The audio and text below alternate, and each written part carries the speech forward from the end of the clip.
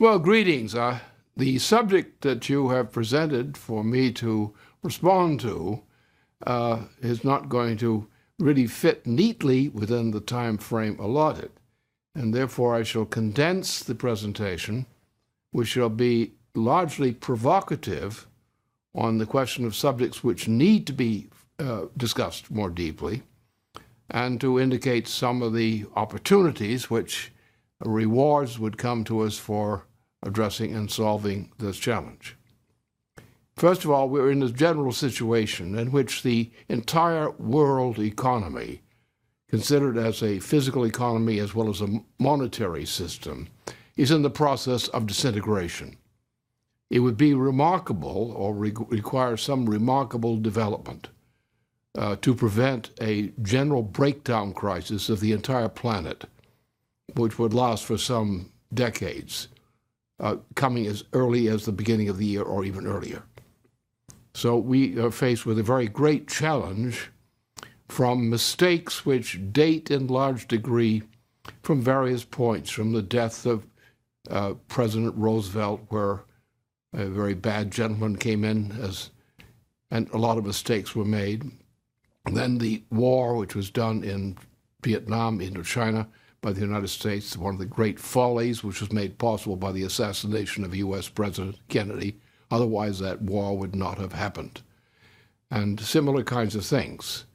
So we've seen over a period, we've seen a process which is described by Nietzsche in his So sprach Zarathustra, a process of what is called creative destruction.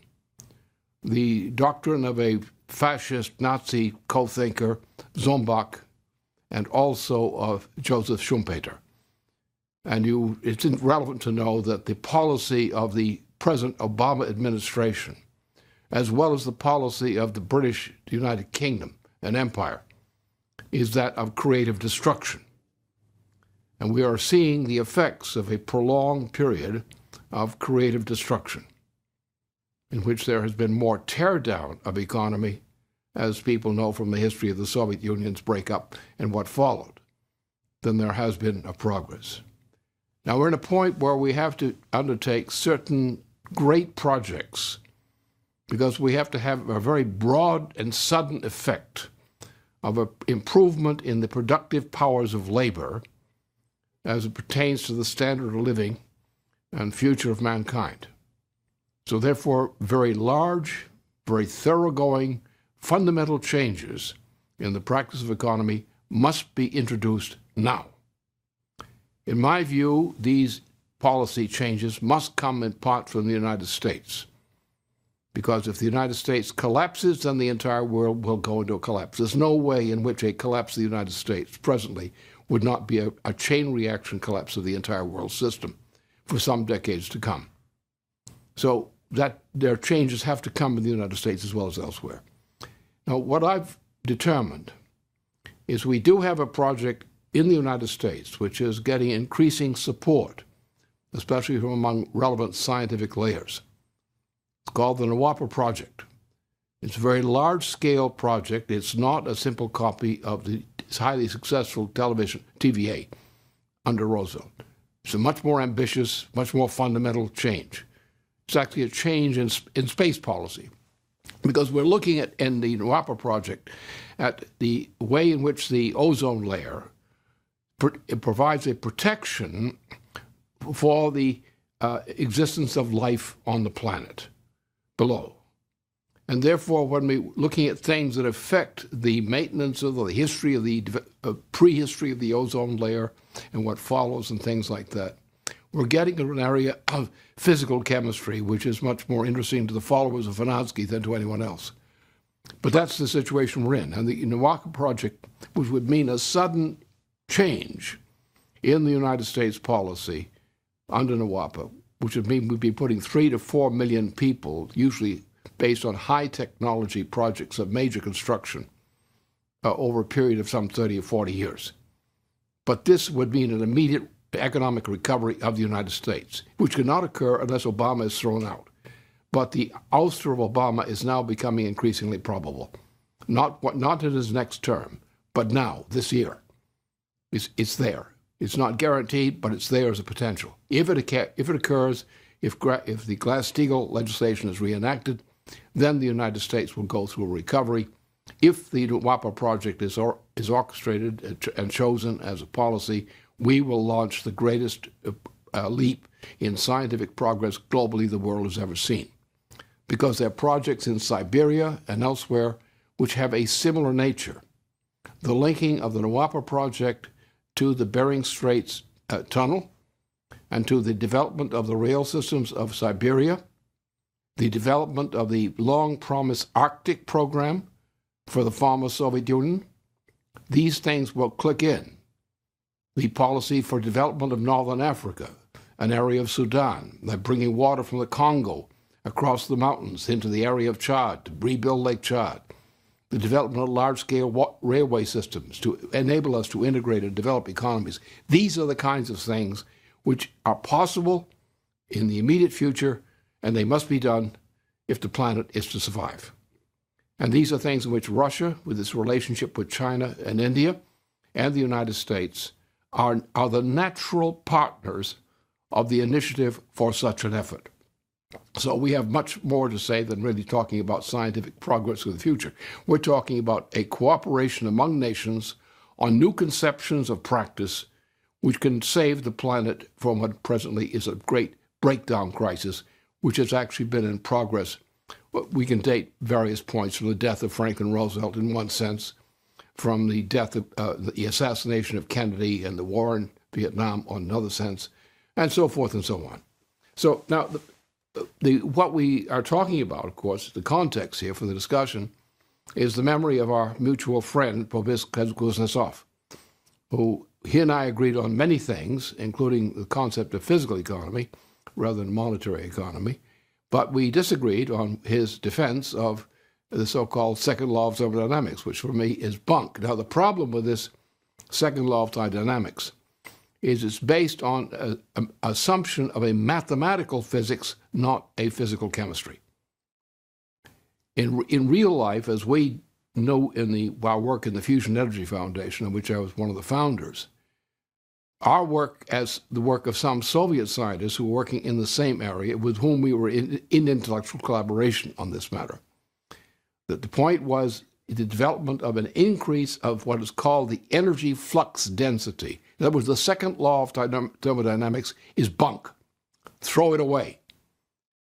If we don't have an increase in energy flux density in economy, which has been also the history of mankind so far, mankind is a creature of fire. The only animal that uses fire willingly is mankind. Mankind is inherently Promethean. And the progress of mankind is greater use of more energy flux density of various forms of fire. Now, as we progress in economy, we are using up what are called natural resources, which that's a bad term because it hides the fact that the resources on which we depend, like mineral resources in this planet, are things that have been created by living processes long before man appeared on this planet. We now consume iron where it's deposited by the dead bodies of certain animals long ago. We take the richest of these sources first. Then our productivity drops unless we go to either to better resources, which are again rich, or if we run out of that, then we have to go to an increase in the energy flux density as a platform of production. And that is what defines progress. Therefore, with the planet in the present stage, with something approaching 7 billion people on this planet, with a condition in which the planet is no longer able to support a growing population of 7 billion people under current international economic policy trends, we must resort to creating the platforms in organization of the economy. And the NWAPA project is typical of such platforms. The possibility of continuing the tradition of Mendeleev in respect to Siberia is another one of these platforms. The connecting of the NWAPA project to the Siberian project, or the former Soviet Union, is another one of these projects. The development of Northern Africa, by using the Congo waters and bringing them across the mountains to transform Chad, and putting Sudan and Chad and other countries of that region into collaboration with the aid of railroad systems, which come in from various parts of Europe and from Asia to change the condition of life in Africa. These are the things we must do. The principle for this thing takes us back again to Bernard Riemann with this one most remarkable thing ever written, I think, in terms of the intensity of the ideas and the brevity with which they're expressed. And I would refer especially, after looking at the whole of Riemann, which is it's a short work, and all of it is indispensable and accessible, is to turn to the third section, the third and concluding section of that habilitation dissertation, in which the principle is located. And the first thing that he emphasizes in defining that third section is the principle that there are two areas of experience in which mankind's reliance on sense perception fails. This is the area of the very large and the very small. In the universe, you cannot encompass the universe within sense perception. You cannot encompass the processes in the very small, the microscopic and submicroscopic, in terms of sense perception. And then he concluded within that whole section with another point, a concluding sentence, one of the most beautiful sentences in all scientific literature, which said, we must conclude this now because what we're talking about is physics. And since we're in the Department of Mathematics, we're forbidden to continue the discussion within the Department of Mathematics because this belongs to the Department of Physics. The same thing is here. The principle of production, the principle of development, is the mandatory obligation to raise the level of energy flux density applied to production and life itself in creating the infrastructural platforms on which human organized life depends, and on increasing the energy flux density of the primary resources, such as going from pre-nuclear levels, of nuclear fission levels, to thermonuclear fission, and so forth and on.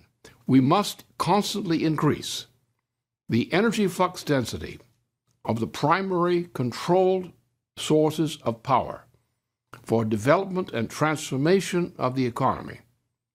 And we must take what we have in the United States, Russia, China, and India as a very strong commitment historically and presently in some of these countries to developing nuclear power, thermonuclear power, and beyond. This is the platform. The supply of increasing energy flux density of power is the platform on which the rescue and progress of this planet depends. My proposal is we can get Obama out. We can get a new presidency in. And under a new presidency in this crisis in the United States will be disposed to cooperate with Russia, China, India, and other countries in a coalition for increased energy flux density to bring mankind to safety from the process of controlled destruction, so-called creative destruction of the Nazi tradition, which we're suffering under today. Thank you.